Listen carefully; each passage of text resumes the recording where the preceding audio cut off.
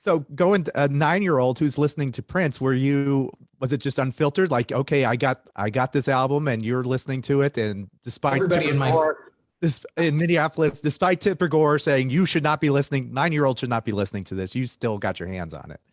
I had a very unfiltered upbringing, which is bad in a lot of ways, honestly. But I also had a very strong fandom of him from the time I was a kid. My whole family was obsessed with him. Everybody in all of my mom's relatives and my mom and I were all just huge fans, huge, huge, huge fans. And we were all huge fans well before Purple Rain.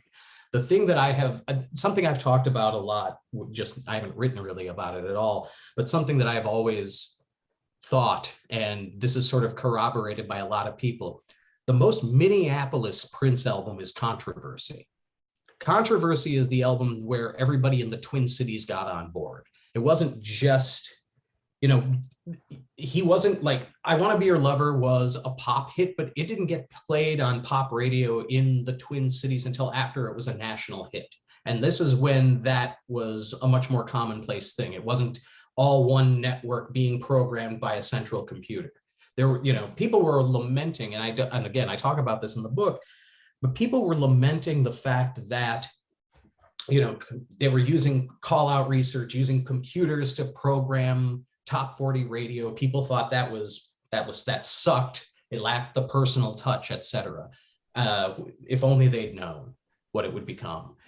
But Dirty Mind was such a big critical hit, and it was a big cult hit. And Controversy takes the ideas of Dirty Mind and expands them and makes them a little less, confrontational and a little more user-friendly. And that was the album that everybody around me when I was 6, 7 years old was obsessed with. And, sometimes it was just because of the poster of him in the shower with a pair of bikini briefs. And some of it was, some of it was Do Me Baby, the ultimate slow jam. There were all kinds of reasons, but that's the one that I most strongly identify with as a Minneapolis album. And so I was already a huge fan. Everybody I knew, everybody in my family, a lot of my friends were fans. And then when Purple Rain hit, we were all like, well, yeah, duh.